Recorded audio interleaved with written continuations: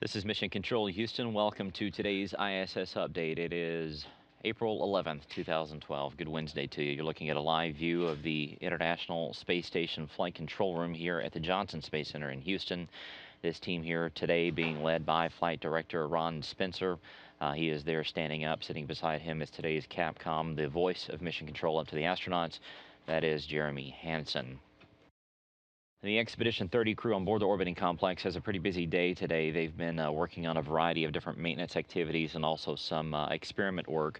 Dan Burbank, second from the left there, he is the commander of Expedition 30. He's been working the majority of his morning and also this afternoon on rewiring the motor of what is called the amine swing bed.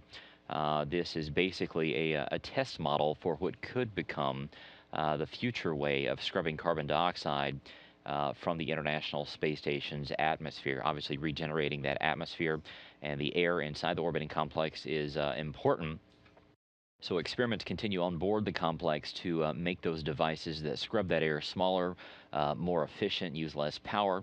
So this amine swing bed, which you're seeing a video of here, is one of those experiments that the crew is testing out with ground teams to see if they can make it smaller, lighter, and more efficient for not only the space station itself, but also future spacecraft as well. Anton Shkaplerov has been working in the Russian segment today on what's called the Typology Experiment. It looks at how the crew members adapt to living and working in space. They take a look at different visual cues on a laptop computer and report what they see. This takes a look at their neurology, how their eyes are working, how their brains are working, and just measures those changes that happen to the crew members' bodies while they're up in space. He is also packing up equipment and supplies that will come home aboard the Soyuz at the end of the month, the crew getting ready to return home toward the end of April.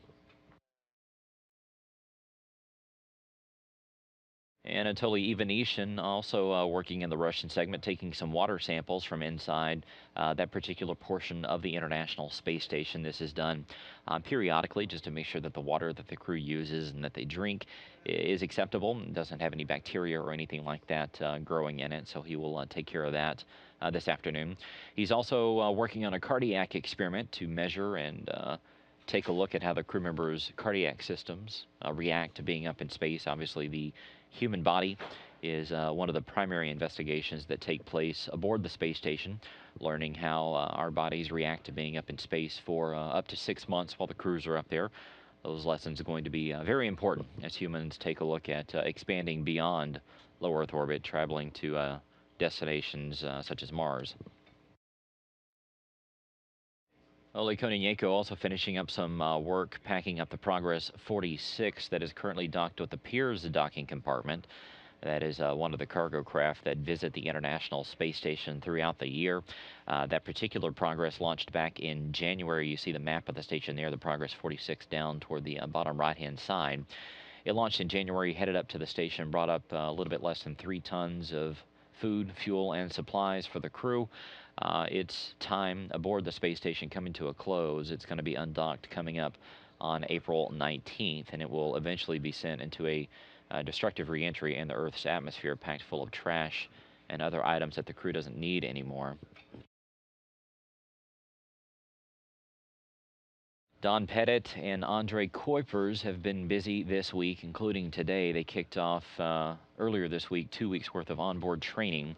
All of this is leading up to the SpaceX mission, which is coming up toward the end of the month. That launch currently scheduled for April 30th at 11:22 a.m. Central Time, 12:22 p.m. Eastern Time. It'll take a couple days for the SpaceX Dragon to get up to the station and to perform these demonstration maneuvers as part of this test flight. This is a look at some of the onboard training that Pettit and Kuipers have been doing this week. Basically, they will be running some simulations inside the Destiny laboratory. There's 2 different robotic workstations on board the station, one in Destiny, one down in the cupola. They've been running these checkouts inside the Destiny workstation, the U.S. laboratory, basically practicing the maneuvers that they will do coming up once Dragon nears the station and performs a rendezvous. They'll be using the station's robotic arm to reach out and grab onto Dragon, which you see here. It's a little bit different than what Progress and the Japanese It's very similar to what the Japanese HTV does, but it's very different from what the Progress and also the European Space Agency's automated transfer vehicle do, which is those vehicles actually dock themselves to the International Space Station. But Dragon will do something very similar to what HTV does, which is where it will just sort of hang out and loiter away from the station a few dozen feet. And then the crew will use this robotic arm, taking a look at these laptops that you see here, to reach out and grab onto Dragon, monitoring the progress of this the entire way. In addition to all of this, the crew had some Crew Earth observation opportunities today. They will be flying over Oklahoma City and Los Angeles. They had a chance to take a look at those two cities right before sunrise. They'll also be flying over Swaziland and finally over St. Helena Island. Of course, if you would like to take a look at any of these photographs, just log on to the NASA website, www.nasa.gov/station.